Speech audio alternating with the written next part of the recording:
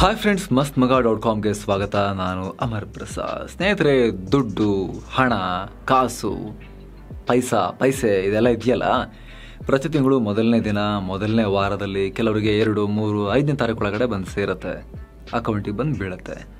ಆದರೆ ಹಂಗೆ ನೋಡೋದ್ರೊಳಗಡೆ ತುಂಬ ಜನಕ್ಕೆ ಎಲ್ಲ ಖಾಲಿಯಾಗಿರುತ್ತೆ. ಸಂಬಳ ಅಕೌಂಟಿಗೆ ಕ್ರೆಡಿಟೆಡ್ ಅಂತ ಬಂದಾಗ ಅದೊಂದು ಕ್ಷಣದ ಖುಷಿ ಮೊದಲನೇ ಪೇಮೆಂಟ್ ಮಾಡೋ ತನಕ ಇರುತ್ತೆ. ಸಾಲ ಏನಾದರೂ ಇದ್ದರೆ ಸಾಲ ಕೊಟ್ಟಿರೋ ಸಾಲಗಾರರು 1-2 ದಿನ ಮುಂಚೆನೇ ರಿಮೈಂಡರ್ ಅಂತ ನೆನೆಸಿರ್ತಾರೆ. ಏನು, ಸಂಬಳ ಬಂದ ಮೇಲೆ ಮನೆ ಬಾಡಿಗೆ ಅಥವಾ PG ರೆಂಟ್ ಅಷ್ಟು, ರೇಷನಿಗೆಷ್ಟು, ಪೆಟ್ರೋಲ್ ಅಥವಾ ಬಸ್ ಚಾರ್ಜಿಗೆಷ್ಟು, ಸಂಸಾರಸ್ಥರಾದರೆ, ಮಕ್ಕಳಿದ್ರೆ ಖರ್ಚುಗಳು ಇನ್ನೂ ಡಿವೈಡ್ ಆಗ್ತಾ ಹೋಗುತ್ತೆ. ಏನು, ಆ ತಿಂಗಳಲ್ಲಿ ಹಬ್ಬ ಹರಿದಿನ, ಮಕ್ಕಳ ಖರ್ಚುಗಳೇನಾದ್ರು ಎಕ್ಸ್ಟ್ರಾ ಬರೋದಿದ್ದರೆ 1ನೇ ತಾರೀಕಿಗೆ ಕೂತ್ಕೊಂಡು ಲೆಕ್ಕ ಹಾಕಬೇಕು, ಕೊನೆಗೆ ಎಷ್ಟು ಉಳಿಯುತ್ತೆ ಅಂತ. ಇದೆಲ್ಲದರ ಬಗ್ಗೆ ನಿಮ್ಗೆ ಅನುಭವ ಆಗಿರುತ್ತೆ. ಕೆಲವು ಕೇಸ್ಗಳಲ್ಲಿ ನಿಮ್ಮೆಲ್ಲ ಖರ್ಚುಗಳನ್ನು ಕಳೆದು ತಿಂಗಳಿಗೆ ಇಷ್ಟು ಹಣ ಉಳಿಸ್ಬೋದು ಅನ್ನೋ ವಿಚಾರನೂ ನಿಮ್ಮ ತಲೆಗೆ ಬಂದಿರುತ್ತೆ, ಆದರೆ ಉಳಿತಾಯ ಆಗ್ತಾ ಇರಲ್ಲ. ಮನೆಯಲ್ಲಿ ಬೈತಿರ್ತಾರೆ, ನಿನ್ನ ಕೈ ತೂತು ದುಡ್ಡು ಹಾಕಿದ್ರೆ ಬಿದ್ದೇ ಹೋಗುತ್ತೆ, ನಿಲ್ಲಲ್ಲ ಕೈಯಲ್ಲಿ ದುಡ್ಡು ಅಂತ. ಸೊ ಹಣ ಉಳಿತಾಯ ಮಾಡಬೇಕು ಅಂದರೆ ಒಂದು ಸಿಸ್ಟಮನ್ನು ಫಾಲೋ ಮಾಡಬೇಕು. ನಾವು ಹೇಗೆ ಅಲಾರ್ಮ್ ಇಟ್ಕೊಂಡು ಬೆಳಗ್ಗೆದ್ದು ಆಫೀಸಿಗೆ ಹೋಗ್ತೀವೋ ಅದೇ ಶಿಸ್ತು ಹಣವನ್ನು ಖರ್ಚು ಮಾಡೋ ಪ್ಲಾನಿಂಗ್ನಲ್ಲೂ ಇರಬೇಕು.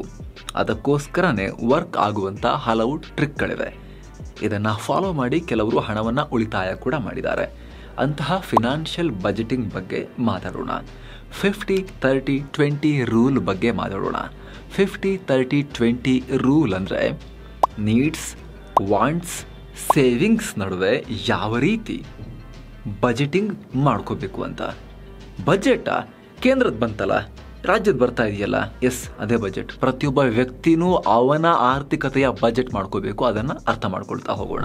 ವೈಯಕ್ತಿಕ ಹಣ ಅಂದರೆ ನಮ್ಮ ಆದಾಯ ಅಥವಾ ನಮ್ಮ ಕಂಪನಿಯ ಒಂದು ಅವಧಿಯ ಆದಾಯ ಮತ್ತು ವೆಚ್ಚಗಳ ಬಗ್ಗೆ ಸರಿಯಾಗಿ ಲೆಕ್ಕ ಇಡೋದು. ನಿಮ್ಮ ಹಣದ ಹರಿವಿನ ಮೇಲೆ ನಿಮ್ಮ ಕಂಟ್ರೋಲ್ ಇರೋ ರೀತಿ ನೋಡ್ಕೊಳ್ಳೋದು. ನಿಮಗೆ ಹಣ ಎಲ್ಲಿಂದ ಬರ್ತಾ ಇದೆ, ಎಲ್ಲಿ ಖರ್ಚಾಗ್ತಿದೆ ಅನ್ನೋದ್ರ ಬಗ್ಗೆ ಒಂದು ಬುಕ್ನಲ್ಲೋ ಮೊಬೈಲ್ ಅಥವಾ ಕಂಪ್ಯೂಟರ್ನಲ್ಲೋ ಬರೆದು ಇಡೋದು. ಇದೇ ಬಜೆಟ್ ಪ್ಲಾನಿಂಗ್. ನಿಮ್ಮ ಆದಾಯ, ನಿಮ್ಮ ವೆಚ್ಚ, ಉಳಿತಾಯ, ಮುಂದಿನ ನಿಮ್ಮ ಪ್ಲಾನ್ಗಳು ಅಥವಾ ಗೋಲ್ಗಳು ಅಂದರೆ ಎಲ್ಲೆಲ್ಲಿ ಖರ್ಚು ಮಾಡಬೇಕು ಅಂದ್ಕೊಂಡಿದ್ದೀರಾ ಅನ್ನೋದು, ನಿಮ್ಮ ಸಾಲ ಹಾಗೂ ಅದಕ್ಕೆ ಕಟ್ಟಬೇಕಾದ EMI ಒಂದು ವೇಳೆ ಇದ್ದರೆ, ಹಾಗೂ ಹೂಡಿಕೆ ಅಥವಾ ಇನ್ವೆಸ್ಟ್ಮೆಂಟ್, ಹಾಗೆ ನೀವು ಅಂದುಕೊಂಡ ಬಜೆಟ್ ಹಾಗೂ ರಿಯಲ್ ಬಜೆಟ್ಗೂ ಇರೋ ವ್ಯತ್ಯಾಸ ಲಾಸ್ಟಿಗೆ ನೋಡಬೇಕು. ಇಷ್ಟು ಖರ್ಚಿದೆ ಅಂತ ಅಂದ್ಕೊಂಡಿರ್ತೀರಿ, ಬಟ್ ರಿಯಲ್ ನಿಮ್ಮ ಇನ್ಕಮ್ ಇಷ್ಟಿರುತ್ತೆ, ಸೊ ಎಷ್ಟು ಡಿಫರೆನ್ಸ್ ಇದೆ ಅಂತ ನೋಡ್ಕೋಬೇಕು. ಅಂದರೆ ಈ ತಿಂಗಳು ಸಂಬಳಕ್ಕಿಂತ ಖರ್ಚು ಜಾಸ್ತಿ ಇದೆಯಾ, ಕಮ್ಮಿ ಇದೆಯಾ, ಉಳಿತಾಯಕ್ಕೆ ಅವಕಾಶ ಇದೆಯಾ ಅಂತ ಚೆಕ್ ಮಾಡ್ಕೋಬೇಕು. ಹೇಗೆ ಬಜೆಟ್ ಮಾಡ್ಕೋಬೇಕು ಅಂದರೆ, ಮೊದಲು ನಮ್ಮ ಆದಾಯ ಎಷ್ಟಿದೆ ಅಂತ ನಾವು ನೋಡ್ಕೋಬೇಕು. ಅದನ್ನು 50-30-20 ರೇಷಿಯೋದಲ್ಲಿ ಡಿವೈಡ್ ಮಾಡಬೇಕು ನಾವು. ಫಾರ್ ಎಕ್ಸಾಂಪಲ್ 40,000 ಸಂಬಳ ಅಥವಾ ಆದಾಯ ಇದ್ದರೆ ಅದನ್ನು 20, 12, 8,000 ಅಂತ ಡಿವೈಡ್ ಮಾಡಬೇಕು. ನೀಡ್ಸ್ ಅತ್ಯವಶ್ಯಕ 50% ಹಣವನ್ನು ಅಂದರೆ ನಿಮ್ಮ 20,000ವನ್ನು ನಿಮ್ಮ ಬೇಸಿಕ್ ನೀಡ್ ಅಥವಾ ಅಗತ್ಯತೆಗಳಿಗೆ ತೆಗೆದಿಡಬೇಕು. ಅಂದರೆ ಮನೆ ಬಾಡಿಗೆಗೆ, ರೇಷನ್, ಈ ಥರ ಇಂಪಾರ್ಟೆಂಟ್ ಕೆಲಸಗಳಿಗೆ ತೆಗೆದಿಡಬೇಕು. ಅಥವಾ ನೀವು ಅವಿವಾಹಿತರಾಗಿದ್ದರೆ ನಿಮ್ಮ PG ಖರ್ಚು, ಪೆಟ್ರೋಲ್ ಇತ್ಯಾದಿ ಖರ್ಚುಗಳಿಗೆ ಎತ್ತಿಡಬೇಕು.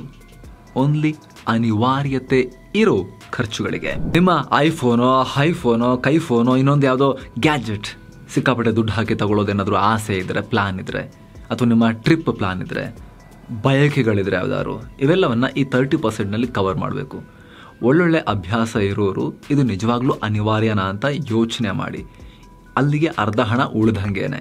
ಈ 30% ಹಣವನ್ನು ಅಂದರೆ 12,000ವನ್ನು ಸಾಲ ತೀರಿಸೋಕೆ ಹಾಗೂ ಇತರ ಬಯಕೆಗಳಿಗೆ ಯೂಸ್ ಮಾಡಿ. ಜೊತೆಗೆ ಮೈಂಡಲ್ಲಿ ಇಟ್ಕೊಳ್ಳಿ ಸ್ನೇಹಿತರೆ, ಒಂದು ವೇಳೆ ಸಾಲ ಏನಾದರೂ ಮಾಡೋದಿದ್ರೂ ಕೂಡ ಅದನ್ನು ತೀರಿಸೋಕು ಇದರಲ್ಲೇ ದುಡ್ಡಿಡೋ ರೀತಿ ನೀವು ಪ್ಲಾನ್ ಮಾಡ್ಕೋಬೇಕು. ಸಾಲ ಮಾಡೋದನ್ನು ಅವಾಯ್ಡ್ ಮಾಡಬೇಕು. ಸಾಲ ಮಾಡಿ ಯಾವುದನ್ನು ತಗೋಬಾರ್ದು. ನೀವು ಕರೆಕ್ಟಾಗಿ ಆರ್ಥಿಕ ಶಿಸ್ತಲ್ಲಿದ್ದರೆ ನೀವು ಸಾಲ ಮಾಡಿ ಏನನ್ನೂ ಮಾಡೋ ಪರಿಸ್ಥಿತಿ ಸಾಮಾನ್ಯವಾಗಿ ಬರಲ್ಲ. ಎಕ್ಸ್ಟ್ರೀಮ್ ರೇರ್ ಸಿಚುವೇಷನ್ನಲ್ಲಿ ಆರ್ಥಿಕ ಶಿಸ್ತನ್ನು ಮಾಡೋರಿಗೂ, ಇನ್ವೆಸ್ಟ್ಮೆಂಟು ಸೇವಿಂಗ್ಸ್ ಎಲ್ಲ ಮಾಡೋರಿಗೂ ಪರಿಸ್ಥಿತಿ ಕೈಮೀರಿ ಬರ್ಬೋದು. ಬಟ್ ಹೆಚ್ಚಿನ ಯುವ ಜನತೆ ಸಾಲ ಮಾಡೋದು ಶೋಕಿಯ ಬೈಕ್ ತಗೊಳ್ಳೋಕ್ಕೆ, ಶೋಕಿಯ ಕಾರ್ ತಗೊಳ್ಳೋಕ್ಕೆ, ಐಫೋನ್ ತಗೋಬೇಕು ಅಂತ, ಇನ್ಯಾವುದೋ ಗ್ಯಾಜೆಟ್ ತಗೋಬೇಕು ಅಂತ. ಈ 3 ಕಾರಣಕ್ಕೆ ತುಂಬ ಜನ EMI ಮಾಡ್ಕೊಳ್ತಾರೆ, ಇಲ್ಲಾಂದರೆ ದೊಡ್ಡ ದೊಡ್ಡ ಸಾಲಗಳನ್ನು ಮಾಡ್ಕೊಳ್ತಾರೆ. 50,000 ಸ್ಯಾಲ್ರಿ ಇದೆ, 30,000 ಸ್ಯಾಲ್ರಿ ಇದೆ, ತಿಂಗಳಿಗೆ 5,000 ತಾನೇ, 30 ವರ್ಷ ಕಟ್ಟೋಣ, 20 ವರ್ಷ ಕಟ್ಟೋಣ, 5 ವರ್ಷ ಕಟ್ಟೋಣ ಲೋನು ಅಂಥೇಳಿ ಮಾಡ್ಕೊಂಡ್ಬಿಡ್ತಾರೆ ನಾನಾ ಕಾರಣಗಳಿಗಾಗಿ. ಸೊ ಯಾವ ಕಾರಣಕ್ಕೂ ಇನ್ನು ಬೇರೆ ಬದುಕಿಗೆ ಬೇರೆ ದಾರಿನೇ ಇಲ್ಲ ಅಂದಾಗ ಬಿಟ್ಟರೆ ಸಾಲಗಳನ್ನು ಮಾಡೋಕ್ಕೆ ಹೋಗಲೇಬೇಡಿ. ಒಂದು ವೇಳೆ ಮಾಡಿದ್ರಿ ಅಂದರೆ, ಅಷ್ಟೊಂದು ಅನಿವಾರ್ಯತೆ ಇಲ್ಲ ಅಂದರೂ ಮಾಡಿದ್ರಿ ಅಂದರೆ ಯಾವುದೋ ಬಯಕೆ ಈಡೇರಿಸ್ಕೊಳ್ಳೋಕ್ಕೋಸ್ಕರ ಮಾಡಿದ್ದೀರಿ ಅಂತ ಅರ್ಥ. ಸೊ ಅದರ EMI ಕೂಡ ಇದರಲ್ಲೇ ಕೌಂಟ್ ಆಗಲೇಬೇಕು. ಮುಂದೆ ನೀವು ಬರೋ ಬೈಕ್ಗಳನ್ನು ತಡ್ಕೊಂಡು EMI ಕಟ್ಟೋಕ್ಕೆ ಈ 12,000ರಲ್ಲಿ 30% ಇಟ್ಟಿರ್ತೀರಲ್ಲ ಬೈಕೆಗಳು ಮತ್ತು ವಾಂಟ್ಸ್ಗೆ ಅಂತ, ಅದರಿಂದನೇ ಅದನ್ನು ಫುಲ್ಫಿಲ್ ಆಗೋರ್ತಿ ನೋಡ್ಕೋಬೇಕಾಗತ್ತೆ. ಕೊನೆ 20%ಅನ್ನು ಉಳಿತಾಯ ಮಾಡಿ, ಇದರಲ್ಲಿ ಹೂಡಿಕೆ ಅಥವಾ ಸಪ್ರೇಟ್ ಬ್ಯಾಂಕ್ ಅಕೌಂಟ್ನಲ್ಲಿ ಸೇವ್ ಮಾಡಿ. ನಿಮ್ಮ ಎಮರ್ಜೆನ್ಸಿ ಫಂಡ್, ಪ್ಲಾನಿಂಗ್, ಇನ್ಶೂರೆನ್ಸ್ ಎಲ್ಲ ಬರುತ್ತೆ ಈ 20%ಅಲ್ಲಿ. ಈ ಹಣವನ್ನು ಹಳೆಯ 80%ನ ಖರ್ಚುಗಳಿಗೆ ಸೇರಿಸೋದನ್ನು ಅವಾಯ್ಡ್ ಮಾಡಲೇಬೇಕು.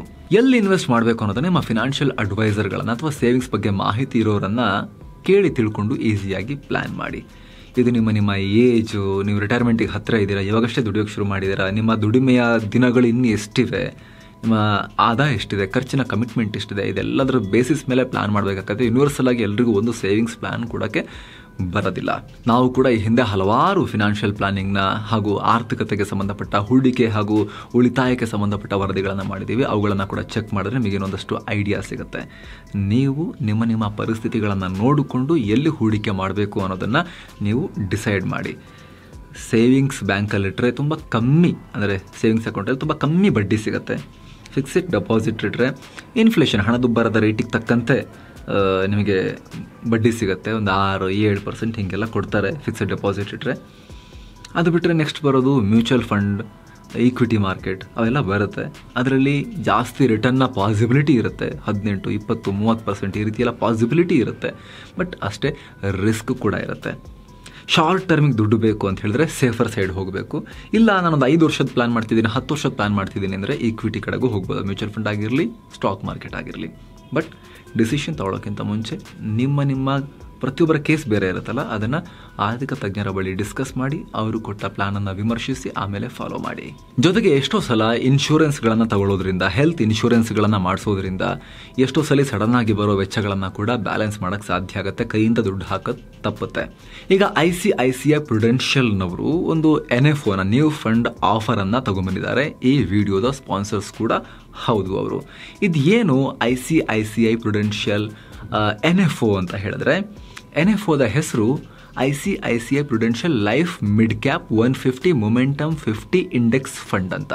ಮಧ್ಯಮ ಗಾತ್ರದ ಕಂಪನಿಗಳಲ್ಲಿ ಇವರು ದುಡ್ಡನ್ನು ಹೂಡಿಕೆ ಮಾಡ್ತಾರೆ ಈ ಫಂಡ್ನವರು. ICICIನ ಈ ಒಂದು ಇನ್ಸ್ಟ್ರೂಮೆಂಟ್ನ ಪ್ಲಸ್ ಪಾಯಿಂಟ್ ಏನು ಅಂತ ಹೇಳಿದ್ರೆ, ಇದರಲ್ಲಿ ಹೂಡಿಕೆ ಮಾಡಿದಾಗ ಇನ್ಶೂರೆನ್ಸ್ನ ಬೆನಿಫಿಟ್ಟು ಸಿಗುತ್ತೆ ಹಾಗೂ ಮ್ಯೂಚುವಲ್ ಫಂಡ್ನಲ್ಲಿ ಇನ್ವೆಸ್ಟ್ ಮಾಡಿದಂತಹ ರಿಟರ್ನ್ ಪಡೆಯೋ ಪಾಸಿಬಿಲಿಟೀಸ್ ಕೂಡ ಇರುತ್ತೆ. ಮ್ಯೂಚುವಲ್ ಫಂಡ್ ರೀತಿ ಹೆಚ್ಚು ಕಮ್ಮಿ ವರ್ಕ್ ಆಗುತ್ತೆ ಈ ಫಂಡ್.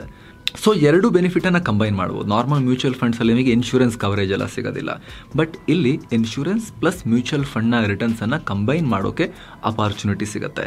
ಈ ಫಂಡ್ ಇದೆಯಲ್ಲ, Nifty mid cap 150 momentum 50 index, ಈ ಇಂಡೆಕ್ಸ್ನಲ್ಲಿ ಹೂಡಿಕೆಯನ್ನು ಮಾಡುತ್ತೆ. ಮಿಡ್ ಕ್ಯಾಪ್ ಕ್ಯಾಟಗರಿಯ ಟಾಪ್ 50 ಕಂಪನಿಗಳಲ್ಲಿ ಹೂಡಿಕೆಯನ್ನು ಮಾಡುತ್ತೆ. ಈ ಕ್ಯಾಟಗರಿ ಕಳೆದ 5 ವರ್ಷಗಳಲ್ಲಿ 29% ರಿಟರ್ನ್ಸನ್ನು ಕೊಟ್ಟಿದೆ. 10 ವರ್ಷಗಳ ಅವಧಿಯ ಆವರೇಜ್ ತೆಗೆದರೆ 27% ರಿಟರ್ನ್ಸನ್ನು ಕೊಟ್ಟಿದೆ.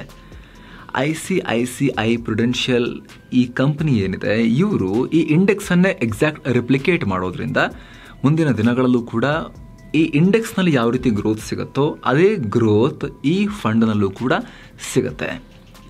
ಜೊತೆಗೆ ಆಗಲೇ ಹೇಳಿದ ಹಾಗೆ ಇನ್ಶೂರೆನ್ಸ್ ಕವರ್ನ ಪ್ಲಸ್ ಪಾಯಿಂಟ್ ಕೂಡ ಇದೆ ಈ ಪ್ಲಾನ್ನಲ್ಲಿ. 2,000 ರೂಪಾಯಿಂದ ಆರಂಭ ಆಗುತ್ತೆ ಇದರಲ್ಲಿ ಹೂಡಿಕೆ ಮಾಡೋ ಅಪಾರ್ಚುನಿಟಿ.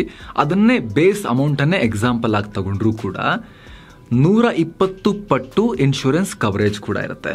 ಅಂದರೆ ಯಾರೊಬ್ಬ ವ್ಯಕ್ತಿ 2,000 ರೂಪಾಯಿಯಿಂದ ಇದರಲ್ಲಿ ಹೂಡಿಕೆ ಪ್ರತಿ ತಿಂಗಳು ಮಾಡ್ತೀನಿ ಅಂತ ಹೊರಟ್ರೆ 2,40,000 ರೂಪಾಯಿ ತನಕದ ಇನ್ಶೂರೆನ್ಸ್ ಕವರೇಜ್ ಕೂಡ ಅವ್ರಿಗೆ ಸಿಗುತ್ತೆ. ಸೊ ಇನ್ವೆಸ್ಟ್ಮೆಂಟ್ ಪ್ಲಸ್ ಇನ್ಶೂರೆನ್ಸ್ ಎರಡರ ಬೆನಿಫಿಟ್ ಕೂಡ ಇದರಲ್ಲಿ ಸಿಗುತ್ತೆ.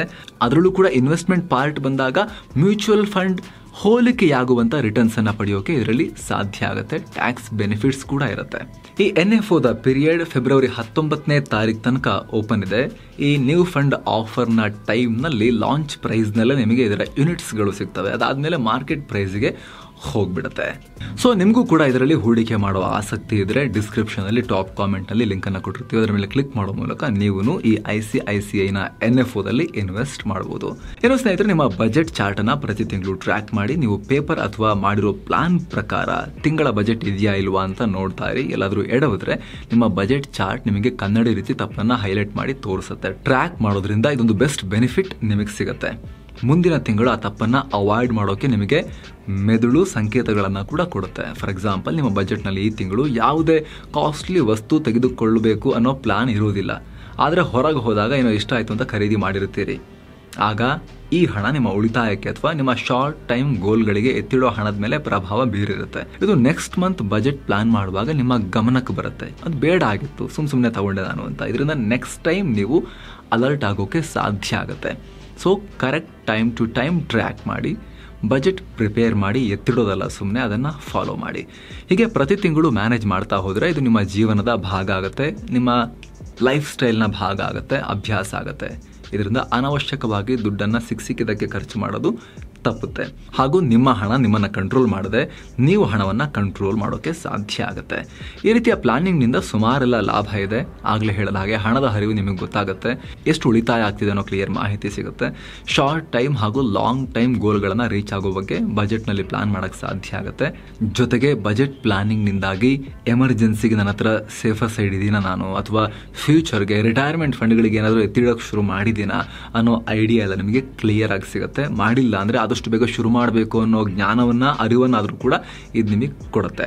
ಜೊತೆಗೆ ಎಲ್ಲಕ್ಕಿಂತ ಮುಖ್ಯವಾಗಿ ಆಗಲೇ ಹೇಳಿದ ಹಾಗೆ ಯಾವುದಕ್ಕೆಲ್ಲ ಖರ್ಚು ಮಾಡ್ತಿದ್ದೀರಾ, ಅದರಲ್ಲಿ ಮಾಡಲೇಬೇಕಾಗಿದ್ದ ಖರ್ಚು ಯಾವುದು, ಅವಾಯ್ಡ್ ಮಾಡಬಹುದಾಗಿದ್ದ ಖರ್ಚು ಯಾವುದು, ಆ ಖರ್ಚುಗಳನ್ನು ಅವಾಯ್ಡ್ ಮಾಡಿದ್ದಿದ್ದರೆ ಅದೊಂದು ವೀಕೆಂಡ್ ಪಾರ್ಟಿಯನ್ನು ಅವನು ಯಾವನೋ ಕರೆದ ತಲೆ ಕೆಡಿಸ್ಬಿಟ್ಟ ಅಂತ ಹೋಗಿಲ್ಲ ಅಂತಿದ್ದರೆ ನಿಮ್ಮ ಜೇಬು ಎಷ್ಟು ಭದ್ರ ಆಗಿರ್ತಿತ್ತು ಅನ್ನೋ ಐಡಿಯಾ ಕೂಡ ನಿಮಗೆ ಸಿಗುತ್ತೆ. ಜೊತೆಗೆ ಸ್ನೇಹಿತರೆ, ಇದನ್ನೆಲ್ಲ ನೀವು ಪೇಪರಲ್ಲೇ ಬಜೆಟ್ ಮಾಡಬೇಕಂತಿಲ್ಲ. ಸಾಕಷ್ಟು ಬಜೆಟ್ ಮಾಡುವಂಥ ಆ್ಯಪ್ಗಳು ಕೂಡ ಬಂದಿವೆ. ಮನಿ ಸ್ಪೆಂಡಿಂಗ್ ಯಾವ ರೀತಿ ಆಗ್ತಿದೆ ಅನ್ನೋದನ್ನು ಟ್ರ್ಯಾಕ್ ಮಾಡೋ ಆ್ಯಪ್ಗಳು ಕೂಡ ಬಂದಿವೆ.